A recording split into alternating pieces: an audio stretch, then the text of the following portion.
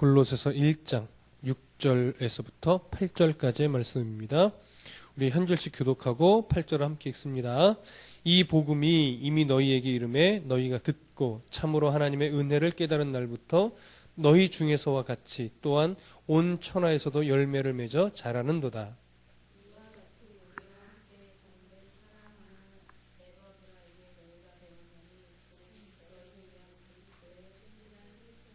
함께 읽습니다.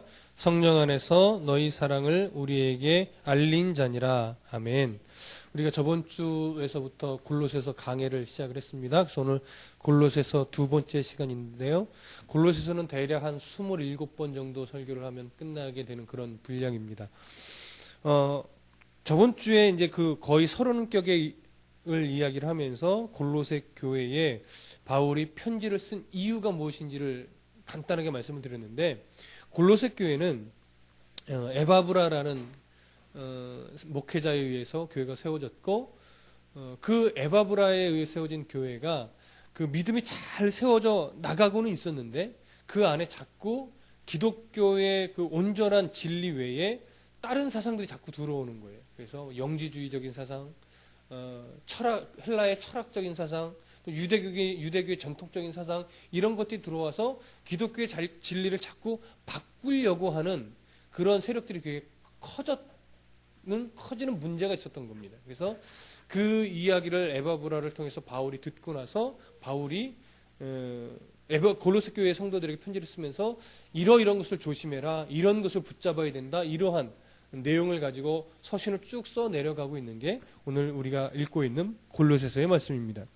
그 두 번째 시간을 우리가 하고 있는데, 바울은 골로새의 교인들이 에바브라라는 목회자를 통해서 배운 복음을 이해할 때에 골로새 지역 그리고 소아시아 지역에 국한되어 있는 또 하나의 새로운 그리고 좋은 이런 신비 종교처럼 여기게 되지 않기를 원했습니다. 무슨 말이냐면, 당시 고대 근동의 이런 여러 교회들이 이방 지역에 세워진 교회들이 늘 무엇이 문제였냐면, 워낙 우상이 많고 다른 종교들이 많다 보니까 교회를 유일한 하나님의 종교로 보지 않고 여러 종교 중에 하나, 이렇게 여기는 위험성이 있었던 거예요. 그래서 지금 이 골로새 교회도 신앙은 잘 들어가고 있는데 이 신앙을 다른 이것도 좋은 종교, 이것도 종교인데 그 중에 기독교가 그 중에 좀 더 좋은 종교, 이런 것처럼 여길 수 있다라는 거예요.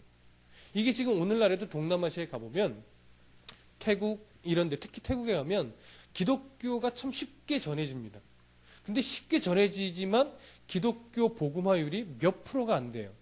1, 2% 정도밖에 안 돼요. 근데 복음은 우리나라보다 한 200~300년이 앞서서 들어갔습니다. 근데도 왜 복음화율이 그렇게 적느냐? 거기는 불교 국가는 아닌데 불교 중심의 나라이기도 하면서 다신 사상입니다. 그러니까 모든 게 다 신이 돼요. 그래서 모든 건물 앞에 수호 신상이 있는데 기독교를 쉽게 받아들이는 이유는 다른 종교들 중에 그냥 하나처럼 다신 사상이니까 여러 신을 그냥 섬기는 거예요. 그런 신들 중에 하나로 여기는 겁니다, 태국이. 그러다 보니까 진짜 유일신으로 창조주 하나님으로 예수 그리스도를 섬기는 것이 아니라 조금 더 우월한 신처럼 섬기는 거예요. 이것이 지금 골로새 교회가 처해 있는 위험성 중에 하나였습니다.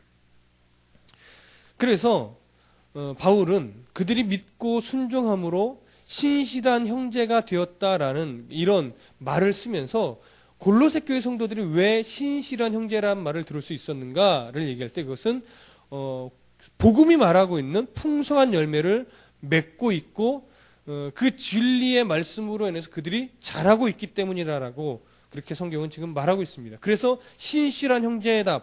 골로새 교회 성도들은 그냥 형제가 아니라 신실한 형제다라고 골로새서 그 1장 2절에서 그렇게 바울이 말을 하고 있습니다.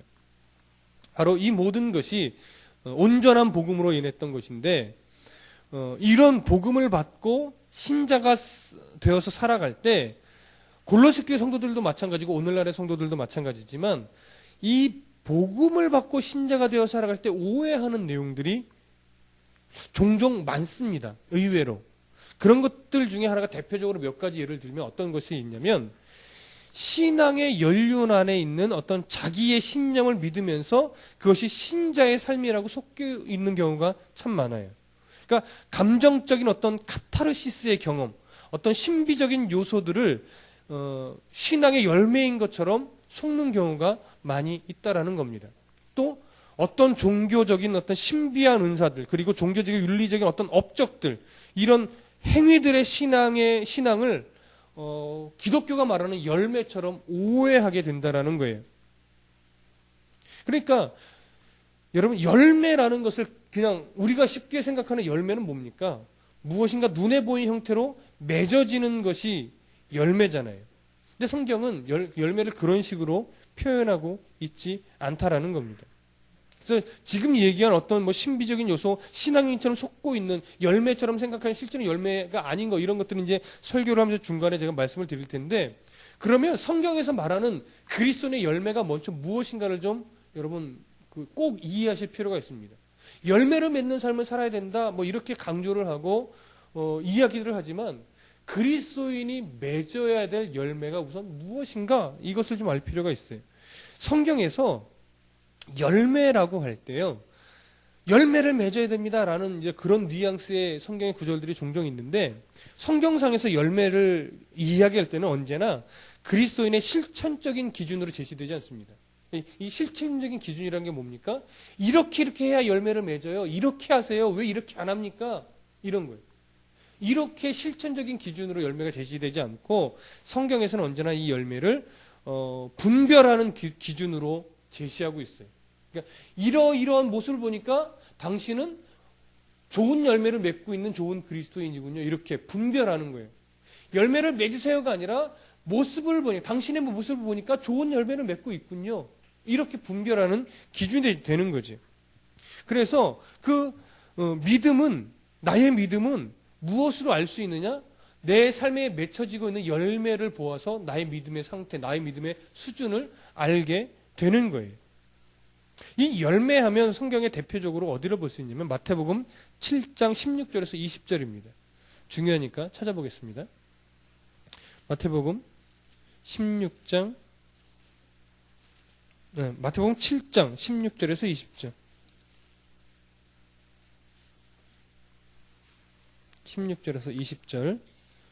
신약성경 10조, 마태복음 7장 16절에서 20절 교독하겠습니다. 그들의 열매로 그들을 알지니 가시나무에서 포도를 또는 엉겅퀴에서 무화과를 따겠느냐.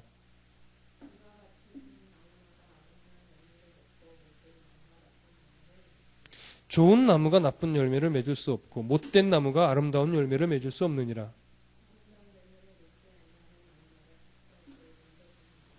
함께요. 이러므로 그들의 열매로 그들을 알리라. 보통 이 구절에서 말하는 거, 이 구절에서도 말하는, 일반적으로 말하는 것이 뭐냐? 여러분, 좋은 나무가 좋은 열매를 맺습니다. 여러분, 좋은 열매를 맺으며 살아야 됩니다. 이렇게 강조되고 있는 것이 일반적이긴 한데, 오늘 우리가 읽은 본문을 잘 보면 열매를 맺어야 된다, 이것을 강조하는 것이 아니고 맺혀진 열매를 보니까 그 나무를 안다라는 거예요. 그렇죠? 나쁜 열매를 맺는 것을 보니까 나쁜 나무이구나. 좋은 열매를 맺는 것을 보니까 좋은 나무구나. 이걸 안다고 말하고 있어요. 그래서 20절에 이러므로 그들의 열매로 그들을 안다. 이렇게 성경이 말을 하고 있는 겁니다. 그래서 바로 이 열매, 여기서 말하는, 성경에서 말하는 이 열매가요, 실천적인 기준으로 이렇게 살아야 됩니다. 그래 열매를 맺었습니다. 이런 것이 아니고 분별적인 기준으로서 열매가 지금 제시되고 있다라는 것 여러분 꼭 아셔야 됩니다. 그러면 우리가 열매라고 오해하는, 신앙인들이 이건 그리스도의 열매라고 오해하는 것들에는 뭐가 있을까요? 이런 것들입니다. 기도 많이 하는 것. 난 기도의 은사를 받았나 봐. 뭐 그게 은사가 아니라는 건 아닌데, 기도의 은사를 받아서 기도를 오래 하는 것, 이것을 그리스도의 열매라고 생각하는 경우가 있어요. 때로는 방언으로 은사를 받아서 방언으로 기도하는 사람들이 있습니다. 그래서 이 방언이 그리스도의 열매처럼 생각하는 경우가 종종 있어요.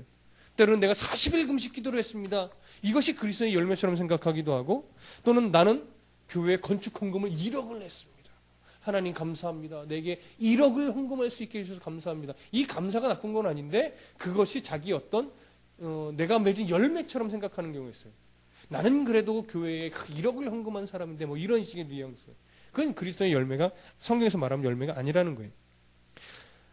헌금의 양이 열매도 아니며 금식했다는 것도 열매가 아니며 기도의 분량을 갖도 열매도 아니고 어떤 그 여러 가지 그런 종교적 열심이 이렇게 정리할 수 있겠죠. 종교적인 열심이 그리스도인의 열매가 아니라는 겁니다. 그러면 그리스도인이 맺어야 될 열매는 뭐냐? 앞에서도 언급됐듯이 열매로 그것을 분별할 수 있다고 그러는데, 그러면 어떤 열매가 그리스도인이 맺어야 될 열매느냐? 변화된 삶의 흔적들, 그리스도인답게 삶이 변화된 그 상태가 뭐냐면 바로 성경에서 말하는 열매입니다. 그래서 이 성경의 열매에 대해서 성경의 갈라디아서 5장 22절 23절이 참 정확하고 바르게 설명하고 있는데요. 갈라디아서를 한번 찾아보시죠. 롬고가 로마서, 고린도 전후서, 갈라디아서 이렇게 갑니다. 신약성경 마태, 마가, 누가, 요한, 사도행전, 로마서, 고린도 전후서, 갈라디아서 이렇게 갑니다. 갈라디아서 5장 22절을 찾아보십시오. 22절 23절 신약성경 308쪽 갈라디아서 5장 22절 23절. 자, 다 같이 읽어보겠습니다. 시작. 오직 성령의 열매는 사랑과 희락과 화평과 오래 참음과 자비와 양선과 충성과 온유와 절제니 이 같은 것을 금지할 법이 없느니라. 가끔 이 구절을 말씀드린 적도 있는데, 우리가 이 구절을 이렇게 설교를 듣거나 이야기를 들으면서 종종 이렇게 말할 때가 있어요. 그 말이 뭐 틀렸다, 그렇게 말하면 안 된다, 이렇게 얘기하는 것은 아닌데, 여러분, 성령의 9가지 열매를 맺으며 살아야 됩니다. 사랑의 열매도 맺으시고 희락의 열매도 맺으시고 화평의 열매도 맺어야 됩니다. 여러분, 왜 사랑하지 못하고 왜 희락하지 못하고 왜 화평하지 못합니까? 이렇게 말하게 되는 경우가 종종 있어요. 물론 우리가 사랑해야 되고 누구의 관계에서든 희락하고 화평해야 되는 건 맞습니다. 오래 참기도 해야 됩니다. 그런데 오늘 이 22절 23절 갈라디아서의 내용을 잘 보면요, 이게 우리의 열매인지 성령의 열매인지 보셔야 돼요. 누구의 열매입니까? 성령의 열매. 오직 성령의 열매는 우리의 열매가 아니라 성령님이 맺는 열매예요. 그러면 성령님이 누구를 통해서 맺는 열매일까요? 그리스도인들, 성도를 통해서 성령님이 맺어가는 열매입니다. 그러면 이 열매가 지금 단수로 되어 있어요? 복수로 되어 있어요? 단수예요. 헬라어 성경으로도 단수입니다.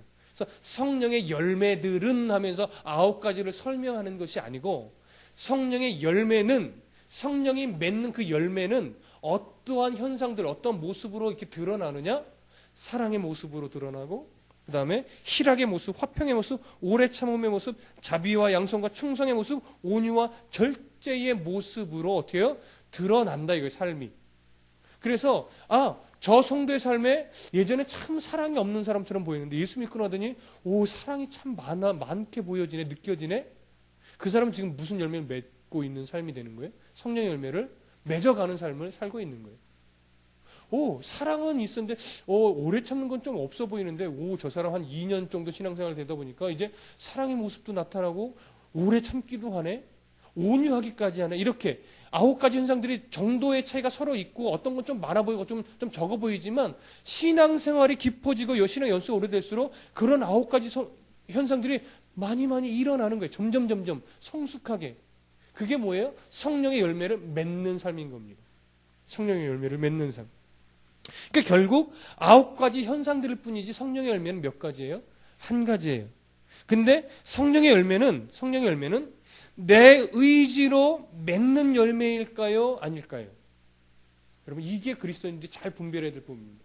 이 성령의 열매, 9가지 현상들, 사랑부터 온유까지 9가지 현상들이 내 삶에 일어나는 것은 내 의지로 되는 것은 아닙니다. 여러분, 이 부분을 잘 이해하셔야 돼요. 그러면 어떻게 됩니까? 그럼 내 의지가 필요 없습니까? 아니요. 내 의지도 필요하죠. 그러나 먼저는 내 의지가 아니고 성령님이 내 안에 그러한 현상들이 일어나게끔 간섭하십니다. 어떻게 해요? 신앙의 양심에, 그리스도의 양심으로 가슴속에 울려. 예전 같으면 그냥 뭐 대수롭지 않게 하던 일인데 예수를 믿고 신앙생활하고 또 성경을 알아가서 하나님을 알아가다 보니까 점차 내 삶 속에 좀 불편한 것들이 생겨나고 꺼리끼는 것들이 생겨나고 그런 것들이 조금씩 어떻게 더 많아지는 거예요. 그렇게 성령님이 내 마음속에 간섭하십니다. 그럼 그 간섭하실 때 내가 어떻게 반응해야 될까요? 그것들을 안 해야 되는 거죠. 때로는 잘라내야 되는, 때로는 끊어내야 되는 거죠. 때로는 그 자리를 피해야 되는 경우도 있지요. 때로는 버려야 되는 것도 있지요. 근데 솔직하게 그렇게 끊어내고 안 하고 버리고 그 자리를 피하고 하는 것들이 잘 되지 않아요. 왜? 그러면 굉장히 불편해질 때가 많고 굉장히 좀 힘들어질 때도 많이 있거든요. 그래서 초반에는 그런 거 잘 못하는데 점차 믿음의 용기도 생기고 그래야 된다, 그렇게 살아야 된다는 것이 마음에 자꾸 되다 보니까 어떻게 돼요? 신앙이 깊어질수록 그것을 끊어내는 용기가 있게 되고 그 자리를 피하는 용기가 있게 되고 버릴 수 있는 용기가 생겨나는 거예요. 그러다 보니까 그렇게 끊어내기도 하고 버리기도 하고 그 자리를 피하기도 하고 이런 횟수가 많아지고 더 깊어지다 보니까 점차 내 안에 나도 모르는 사이에 어떤 현상들이 일어날까요? 사랑의 모습도 일어나요. 오래 참는 모습도 일어나고 양선도 일어나고 온유도 돼, 때로는 절제도 잘하고 막 이렇게 바뀌어가는 거예요. 삶의 모습들이. 그것을 성경은 뭐라고 말하냐면 열매라는 거 하는 겁니다. 성령님이 나를 간섭하셔서 그렇게 바뀌어지게끔 만들어 가시는 거예요. 그래서 내 의지가 성령님의 간섭하심에 순종, 복종, 굴복하게 되는 거죠. 성경이 그것을 열매라고 하고 그런 현상들을 볼 때 저 사람이 정말 그리스도인이구나. 저 사람이 정말 이 정도 깊은 성숙한 신앙의 단계까지 갔구나. 에이, 저 사람은 가짜야. 이렇게 뭐 할 수 있어요? 분별할 수 있다는 겁니다. 그럼 여러분 하나의 예를 들 수 있어요. 이태희 목사가 정말 바른 목사인가? 정말 복음의 선 목사인가를 어떻게 분별할 수 있겠습니까? 물론 이태희 목사도 연약한 부분이 많지요. 그럼에도 불구하고 무엇으로 분별할 수 있어요? 저 사람이, 저 목사가 설교를 통해서 하는 말과 그 말대로 자기가 목사가 살아가려고 애쓰는가? 저도요, 제가 설교하는 대로 100% 못 삽니다. 근데 이태희 목사를 보니까 그렇게까지는 다 못 살더라도 그렇게 살아가려고, 설교한 대로, 강조한 대로 살아가려고 애쓰는가? 모습을 보는 거예요. 그런데 만약에 이태희 목사가 설교는 이렇게 해놓고 삶은 전혀 그러니까 이렇게 사는 거예요. 그럼 막 뒤에서 호박씨나 까고 뒤에서 나쁜 짓이나 하고 음란한 짓이나 하고 이런 모습을 볼 때 처음에는 의아하다가 점차 그런 모습이 많아지면 우리 안에 뭐가 생겨요? 에휴, 저런 성도 보니까 저 목사도 가짜구만, 싹군 목사구만 이렇게 되는 거예요. 성도들을 돈으로 보고 아이고 11조 한 명 오시네, 또 11조 낼 한 가정 오시네. 성도의 가정을 11조로 보는 목사라면 저는요 가짜 목사지. 그렇죠? 근데 너무 가난해서 11조 헌금도 제대로 못하는 성도가 왔어도 그 성도를 정말 귀한 성도로 제가 마음을 다해서 그를 바라보고 섬길 수 있다면 저는 저의 그런 모습을 통해서 그래도 이태희 목사는 바른 목사인가 봐 이렇게 분별할 수 있는 거죠. 그런 것들로 그렇게 목회를 좀 바라볼 필요가 있습니다. 물론 목회자를 이렇게 늘 재보고 아이고 오늘은 좀 안 좋네, 잘했네, 못했네 이렇게 분별해서 판단해서 막 채찍질하고 이러란 말은 아닙니다. 그러나 우리 목사님이 정말 바르게 계속하여 하나님 앞에 서고 있는가, 정말 늘 설교하는데 살아가려고 애쓰고 있는 목사님인가 늘 분별하고 바라보아야 돼요. 왜요? 기도해 드려야 되니까. 이런 것들. 목회자도 성도를 바라볼 때 똑같습니다. 성도의 삶의 모습을 보는 겁니다. 설교를 들을 때의 자세, 그리고 설교를 들은 이후의 삶의 자세, 또 들리는 얘기들, 이 모든 것들이 안테나가 서듯이 성도들을 늘 바라봅니다. 그러면서 뭘 판단합니까? 완전 나이롱 신자냐? 아니면 열심히 신앙생활 하려고 그러는데 잘 안 되는 거냐? 저 사람은 이제 점점 성숙해져 가고 있구나. 이런 걸 판단해서 기도해주고 또 때로는 권면해주고 이끌어주기 위해서 목회자는 늘 성도들의 모습들을 안 보는 것 같지만 다 보고 느끼고 생각하고 있다는 거예요. 그렇게 열매 있는 성령의 열매가 맺혀지고 있는 삶을 그리스도인들이 살아가야 하는 겁니다. 그렇게 애쓰는 싸움을 살아가는 성도들이 정말 성숙해지고 변화될 수 있어요. 근데 아무리 신앙생활을 오래 해도요, 이 싸움을 싸우기 싫어하는 사람도 있어요. 불편하고 귀찮고 번거로우니까 이 싸움은 싸워가지 않아요. 교회 안에서 거룩해 보이는데 교회 밖에 나가면 그리스도인인지 자기 욕심껏 자기가 하고 싶은 대로 그렇게 살아나가는 것처럼 보이는 성도들도 많이 있습니다. 그런 성도들의 중심을 잘 보면 때로는요, 이건 위험한 얘기지만 때로는 구원받지 못한 성도도 있을 수 있어요. 나는 구원받은 것처럼 생각하는데 실질적으로 예수님을 주인으로 모신 적이 없는 그냥 종교 생활하는 사람도 있을 수 있다라는 거예요. 무섭죠? 장로들 중에서도 그럴 사람이 있고요. 목사들 중에서 하다못해 목사 가운데서도 구원받지 못한 목사도 있을 수 있어요. 정말로 있습니다. 그러나 대부분의 목사님들, 대부분의 장로님들은 그렇지 않죠. 자, 이처럼 성경은 복음의 씨앗을 받은 자, 복음을 듣고 복음 안에서 내 안에 깨달은 대로 살아가려고 애쓰는 자들의 삶에는 맺혀지는 열매가 있는데 그 맺혀지는 열매는 과거의 나와는 다른 나를 보게 되는 것이 바로 열매고 과거의 삶과 지금의 삶이 변화된 그 삶을 살아나가는 모습들을 열매라고 성경은 말하고 있는 겁니다. 여러분, 예수를 믿고 설교를 듣고 성경을 읽다 보니까 그리스도인답게 산다는 것이 참 어렵게 느껴지십니까? 그러면요, 바른 신앙생활을 하고 있는 겁니다. 그게 뭐 첫 걸음일 수도 있고 중간 걸음일 수도 있고 오래된 걸음일 수도 있지만 신앙생활, 그리스도인답게 살려는 게 참 어려워야 돼요. 그게 옳은 거예요. 맞는 거예요. 그러면 신앙생활을 참 잘하고 있는 겁니다.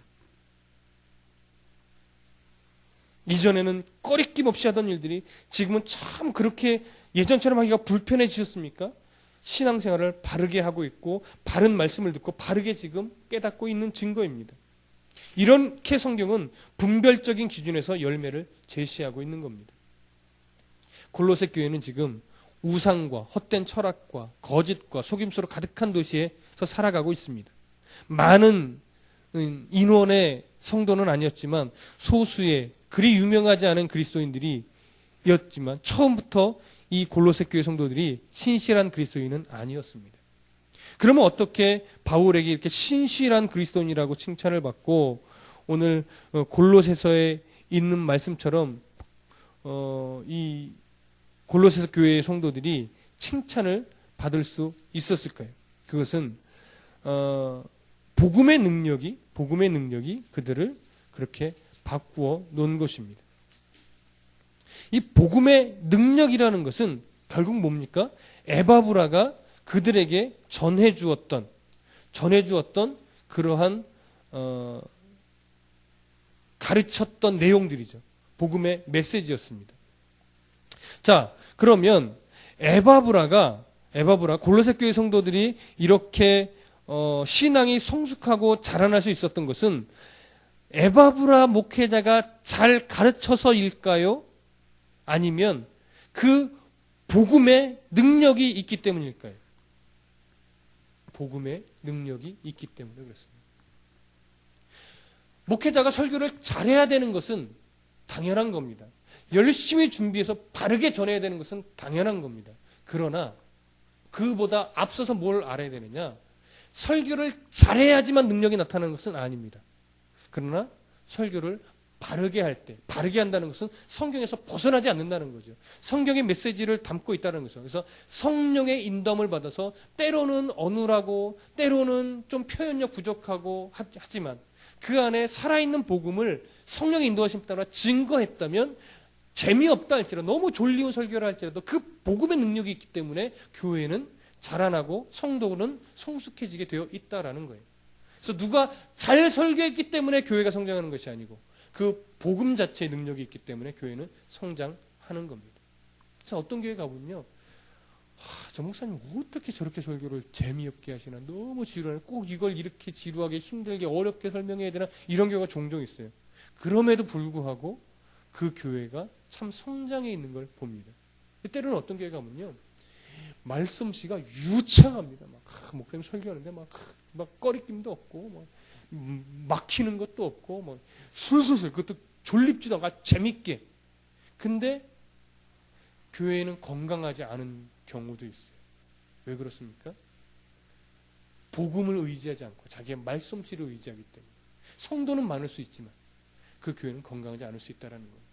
그래서 교회는 복음이 세워가는 교회가 되어야 돼요. 말씀 자체의 능력이 세워가는 교회가 돼야지 목회자의 말씀씨로 세워가고 목회자의 어떤 대인관계로 세워져 가는 교회가 돼서는 안 됩니다. 그 모든 것들이 중요하지만 그 모든 것들은 1차적인 게 아니라 뭐예요? 2차적인 거예요. 1차적인 것은 언제나 복음이 뿌리를 내리는 교회, 복음이 세워가는 교회가 1차적인 교회의 그런 기본 바탕이 되어야 하는 것입니다.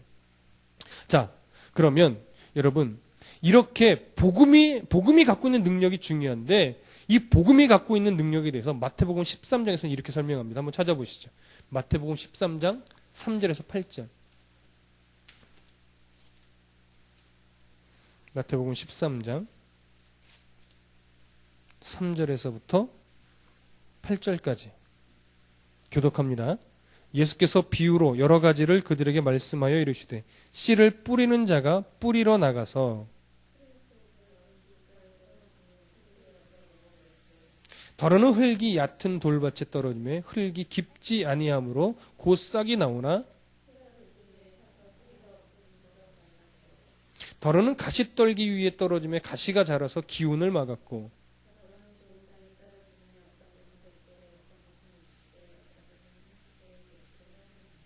예. 이 부분이 일반적으로는 어떻게 설교가 되는 부분이냐면 여러분 옥토밭에 떨어져야 30배 60배의 결실을 맺습니다. 여러분 마음밭이 지금 가시밭이면 맺을 수가 없습니다. 여러분 돌짝밭이면 타버립니다. 뭐 이렇게 설교가 돼요. 그래서 여러분 옥토밭의 마음이 되어야 됩니다. 말씀을 받을 때 마음이 옥토밭이 되도록 기도하시고 자기 마음을 기경하십시오. 이렇게 종종 설명이 되곤 합니다. 그러나 오늘 본문을 잘 보면 옥토밭이 중요한 것이 아니고 씨가 중요한 겁니다. 왜 이가 씨가 중요하느냐? 여러분 이스라엘의 밭은요 옥토밭과 돌짝밭과 이런 것이 구분 경계선이 없어요. 우리나라 밭 중에 우리나라 밭을 보시면 밭 안에 돌짝밭이 있습니까? 우리나라 밭 안에 가시가 있습니까? 가시나무가 있습니까? 우리나라는 이미 다 기경을 해놔서 밭 안에는 아무것도 없어요. 옥토만 있습니다. 근데 이스라엘의 이 당시 이스라엘 농사법은 달라요. 그냥 땅입니다.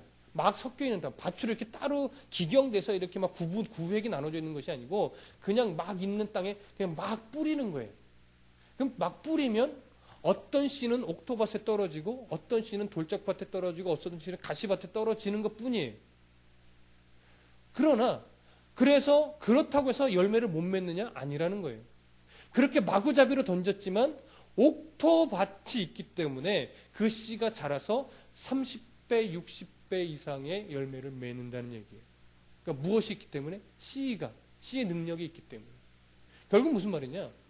오늘날 세상이 약합니다. 당시에도 수많은 사람들이 약했고 우상숭배와 이단의 문화 속에 막 찌들어 있었습니다. 그것에 온전히 사로잡혀 있었어요. 그래서 복음이 퍼져갈 것 같지 않아요. 하나님의 나라가 세워져 갈 것 같지 않은 시대였어요. 근데 복음이 살아있고 복음을 갖고 전하는 자들이 있으니까 결국 하나님의 나라는 확장되어지고 천국이 확장되어져 가는 것은 그 무엇도 막을 수 없더라는 거예요. 왜? 복음의 능력이 있기 때문에. 골로새 교회 성도들의 이 심령도 그 당시의 문화 사상, 그들이 살고 있던 골로새 지역의 문화를 보면 결단코 그들은요 그렇게 성숙하고 신실한 성도로서 자라날 수 없었던 환경이에요. 그럼에도 불구하고 복음의 능력이 있으니까 그런 문화 안에 있는 골로새 성도들이 어떻게 해요? 복음의 능력으로 인해서 자라더라는 거예요. 에바브라가 유창해서 아니에요. 에바브라가 뭔가 그 사교성이 좋아서 아니에요. 복음의 능력이 있으니까 골로새 교회 성도들이 신실해지더라는 거예요. 그래서 골로새서를 쭉 훑어보면 결론으로 그냥 딱 요약해라 그러면 골로새 교회 성도들은 하나님 말씀을 바르게 붙잡아라. 그러면 이단에 안 빠진다라는 거예요. 결론은. 그 오늘 이 본문에서도 얘기하는 것도 결국 뭐냐면 말씀이 이 복음이 능력이 있다라는 겁니다. 복음이. 자, 골로새서 우리 본문 1장 6절 한번 보시죠. 그리고 오늘 읽었던 본문으로 한 번 더 와서 이제 안 찾을 겁니다. 골로새 1장 6절만 보면 됩니다. 골로새서 1장 6절 함께 읽습니다. 시작. 이 복음이 이미 너희에게 이름에 너희가 듣고 참으로 하나님의 은혜를 깨달은 날부터 너희 중에서와 같이 또한 온 천하에서도 열매를 맺어 자라는도다. 자, 여기서 보십시오. 6절에 주어가 뭡니까? 주어. 골로새 교회 성도들아, 너희들이 참 열심히 해서 그 열매를 맺었다 이렇게 설명하고 있습니까? 제일 앞에 주어는 뭐예요? 복음이죠. 이 복음이 동사는 뭐예요? 자라는도다예요. 이 복음이 자라게 했다라는 거예요. 이 복음이 열매를 맺게 해서 골로새 교회 성도들을 자라게 했다라는 거예요. 복음이 골로새 교회 성도들에게 열매를 맺게 하여 자라게 했다라는 이 내용을 볼 때 결국 골로새 교인들이 잘했다기보다 골로새 교인들이 받았던 복음이 온전한 복음이었다라는 거죠. 그러니 온전한 복음을 받으니까 그 온전한 복음 안에 능력이 있어서 골로새 교회 성도들의 삶을 어떻게 돼요? 변화시켰다라는 거죠. 변화된 삶이 뭐라고요? 성경에서 말하는 열매라고요. 변화된 삶의 모습을 보니까 그들이 이미 자라 있더라는 거예요. 좋은 나무에 접붙여 있다라는 거예요. 그러면 골로새 교회 성도들이 접붙여져 있는 나무는 어떤 나무입니까? 예수 그리스도라는 나무죠. 이것이 바로 복음이 설명하는 내용입니다. 아까도 잠깐 언급했지만 그러면 여러분 이렇게 질문하실 거 있습니다. 그러면 난 뭐 해야 돼요? 그냥 복음만 듣고 아무것도 안 해도 됩니까? 이렇게 질문할 수도 있습니다. 그러나 여러분 온전한 복음을 받은 사람이라면 내 의지 또한 그 복음이 성령 하나님이 내 신앙의 양심에 울리는 대로 뭐 할 수밖에 없어요? 순종할 수밖에 없는 겁니다. 전혀 순종하고 싶은 마음이 안 든다. 그럼 그 사람은 온전한 복음을 받은 것이 아니죠. 그리고 바른 신앙인도 아닌 것이죠. 그러나 뭔가 좀 거리끼 아직은 순종하지 못하는데 그래도 마음에 좀 불편하다 하는 마음만 들어도 이미 그 사람은 가능성이 있는 겁니다. 복음의 영향이 이제 막 시작한 것 뿐이에요. 그래서 이 복음을 받은 건강한 복음, 온전한 복음을 받은 성도들의 신앙 양심은요, 늘 성령 하나님의 간섭하심으로 인해서 늘 어떤 그 경계하는 마음, 또 바꿔야 되겠다는 마음, 끊어내야 되겠다라고 이런 신앙의 양심에 외쳐지는 성령 하나님의 음성들이 사실은 날마다 있습니다. 그래서 깊이 기도할수록 내 죄가 많이 보이고 열심히 헌신할수록 더 겸손해져야 되겠다라고 하는 마음들이 생길 수밖에 없는 거예요. 이것이 바로 바른 그리스도인이죠. 초대교회 당시에도 그리고 이 골로새 교회 성도들의 마음에도 이러한 신앙, 예수 성령 하나님이 간섭해 주신 마음들이 있는 거예요.